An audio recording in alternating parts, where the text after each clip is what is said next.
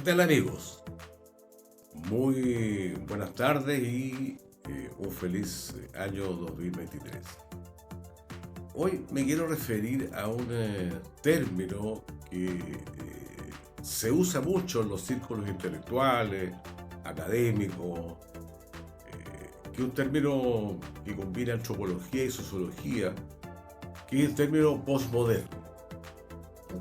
Uno dice postmoderno, ¿qué es lo que es postmoderno? Lo que viene después de lo moderno. ¿Y qué es lo moderno?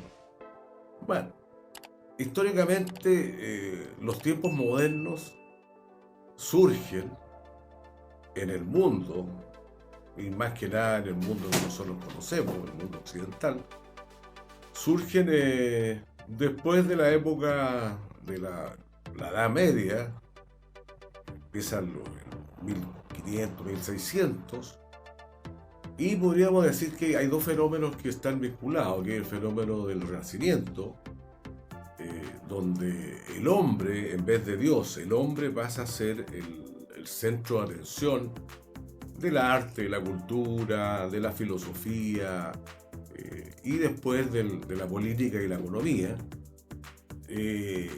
Entonces el hombre empieza a ser digamos, en esta época del Renacimiento, empieza a ser el hombre el centro de la preocupación de filósofos y cientistas, políticos, antropólogos, etc. En esa época no se llamaban así, pero bueno, eran gente que reflexionaba. El otro factor es la Ilustración. La Ilustración fue el fenómeno que se dio particularmente en los países europeos.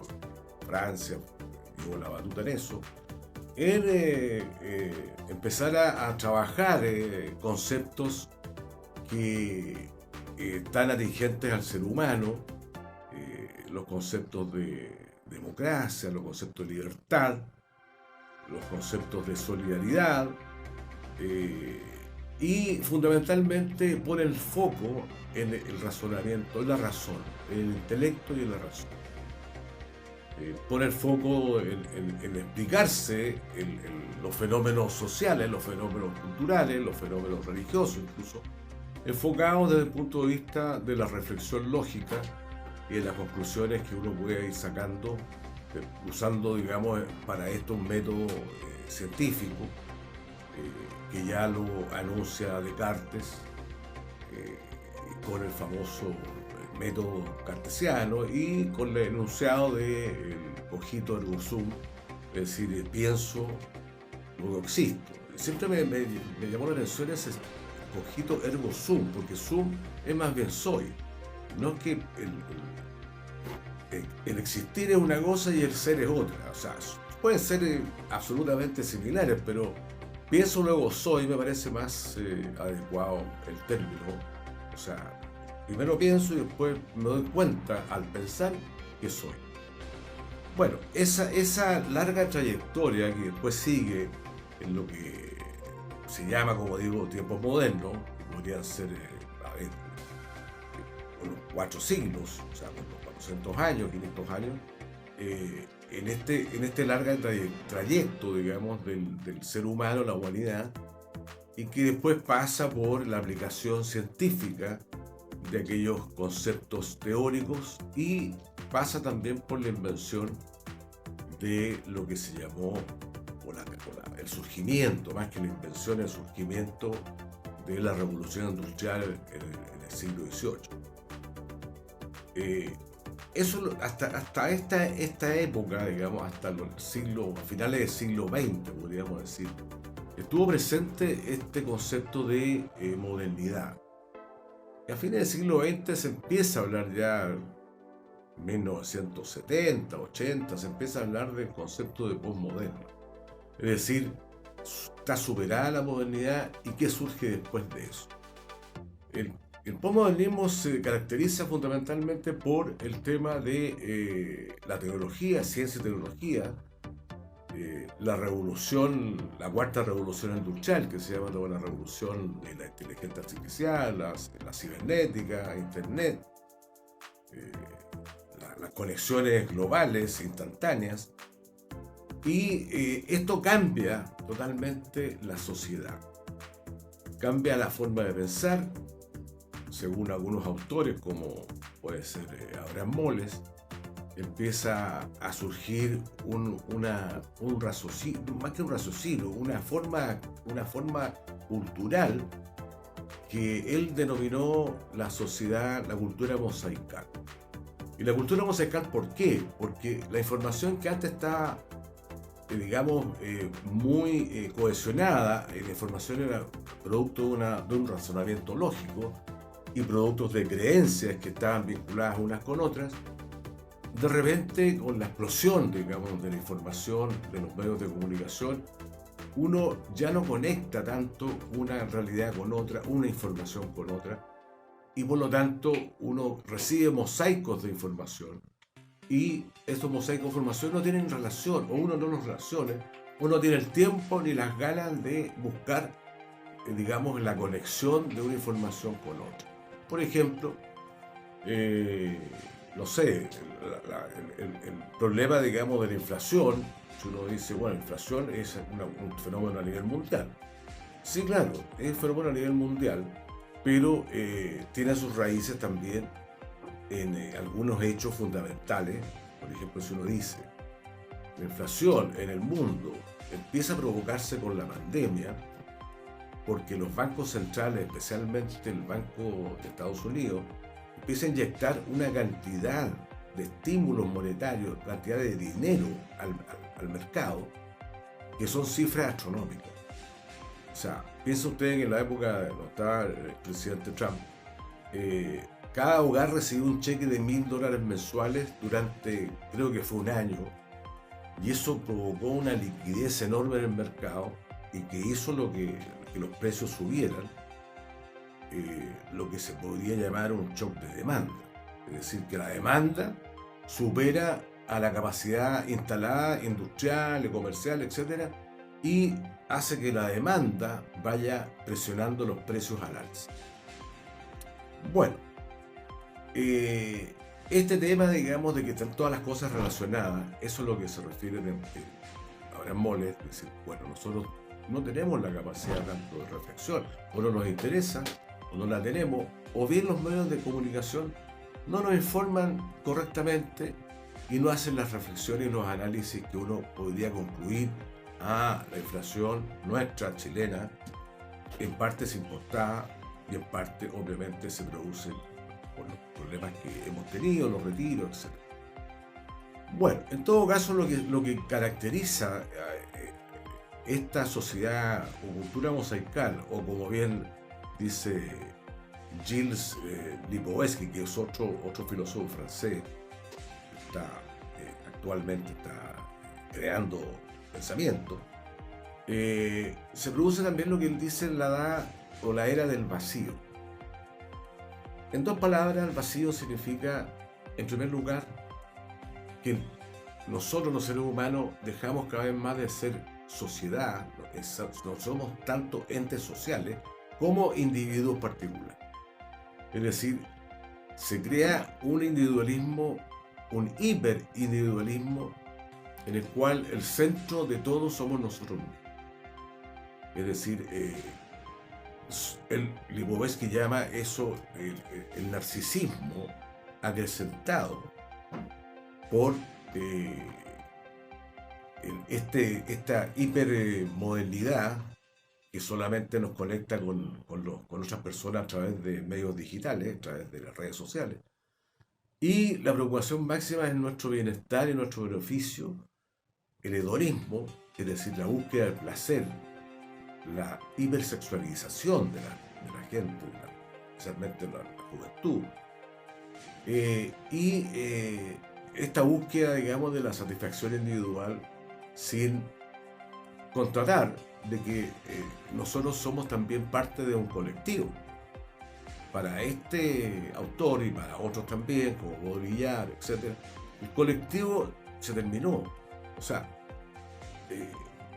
empieza a pensar, estos filósofos y sociólogos, empiezan a pensar, por ejemplo, que la primera manifestación de este narcisismo, digamos, comienza con una revolución estudiantil en París, que ocurre el año 1968. Ellos dicen, es una revolución sin revolución, es una revolución sin propósito, es una revolución, es una manifestación de un desagrado, de un descontento, etcétera, que no tiene ningún propósito y se disuelve. Hay alguna similitud en otros tipos de revoluciones, digamos, como los países árabes en el año 2010, 2011, y también yo encuentro que hubo algo de eso en Chile con digamos, con lo que ocurre en octubre de 2019. Es un estallido social enorme, una profusión de consignas, surgen muchos grupos que son tribus y cada uno vela por sus propios intereses y se conectan entre sí. O sea, hoy día tenemos, digamos, barras bravas, tenemos K-pop, tenemos, no sé, antifascistas, tenemos grupos que les gusta vestirse de negro, tenemos grupos que se preocupan por la salud o por el físico, que otro fenómeno que estos autores dicen que ocurre, que uno empieza a preocuparse mucho de su físico, de su salud física, y la preocupación gira en torno a eso, y hoy día se venden más medicamentos que nunca porque estamos muy preocupados de nuestra salud, y lo que pasa en el resto del mundo les da lo mismo. Eso nos ocurre también en la vida cotidiana nuestra, nos ocurre en la vida cotidiana. Yo he tenido mucha experiencia que yo empiezo a contar un problema de salud mío, personal. Y a los 3 minutos, la gente, mi interlocutora, la gente con la cual estoy contando, un amigo, una pariente, una persona que trabaja conmigo, qué sé yo, a los 2 o 3 minutos dice, ¡uy! Fíjate que a mí me pasó lo mismo, pero peor. No, a mí me pasó lo mismo, porque lo tuyo no es tanto, o sea, me pasó lo mismo, pero peor. O sea, sí, ¿y cuándo? Y uno empieza a interesarse también en lo que, porque uno no puede contar lo de uno. O sea, tu historia murió, ahí murió tu historia. O sea, fíjate que el otro día me sacaron un tumor en el estómago, me tuvo que operar y qué sé yo. Sí, oye, pero al tío mío, olvídate lo que le pasó a mi tío, le sacaron la mitad del colon. No, y tuvo un tratamiento como 3 meses. Chao, tu historia sonó. Ahí murió y se acabó. Y la lápida de todo esto, que si tú insistes en contar tu historia, te dicen, bueno, finalmente está todo en el cerebro, y las enfermedades son todas, o sea, papá remate, si estás enfermo la culpa es tuya. O sea, bueno, chupa, ¿no? O sea, yo no puedo enfermarme y si me enfermo la culpa es mía. Entonces si yo cuento algo, no, compadre, la culpa es tuya, no, esa cuestión está todo acá. Todas las enfermedades son cerebrales. Si te quiebras una pierna, a lo mejor te pueden decir que no, pero anda a saber tú si te quisiste quebrar la pierna. Vaya a saber uno. Pero bueno, esa combinación entre hedonismo, narcisismo, la preocupación extrema por el yo, digamos, por uno mismo. Bueno, ya lo había dicho también Margaret Thatcher en su minuto cuando ella decía que no creía en la sociedad. Esa es yo nombro a Margaret Thatcher porque es una de las personas que yo creo que más refleja ese sentimiento aunque a la gente no le guste la palabra, el neoliberalismo extremo, donde la sociedad no existe, existen individuos. Esto es lo que decía Margaret Thatcher. La sociedad no existe, existen individuos. Entonces cada uno se raja con sus propias moñitas, cada uno ve por su cuento, por su familia obviamente, pero no nos preocupemos por los demás porque los sindicatos no sirven, las juntas de vecinos quizás no, o sea, cada uno está más solo enfrentándose a un mundo que también cada día es más hostil, cada día es más amenazante, y por lo que nos dicen los medios de comunicación, vamos de mal en peor. Entonces, bueno, ojo con eso, porque la reflexión que nosotros tenemos que hacer es que acrecentemos los vínculos sociales. Nosotros somos seres sociales por naturaleza.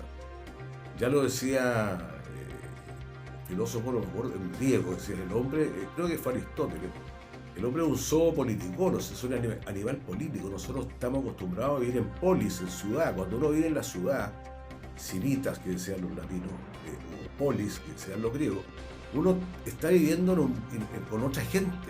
Uno no vive en la ciudad solo, porque si no sería anarquía, sería la ley de la selva. Y como decía otro filósofo más, decía, aquí no funciona siquiera la ley de la selva, porque ya estamos tan desquiciados, y ni siquiera la ley de la selva sirve. Bueno, amigos, voy a seguir hablando de ese tema porque me parece que fueron muy pocos minutos y fueron muchos aspectos a abordar. En todo caso, si les gustó, mándenme un like y suscríbanse al canal para seguir analizando los temas que nos interesan.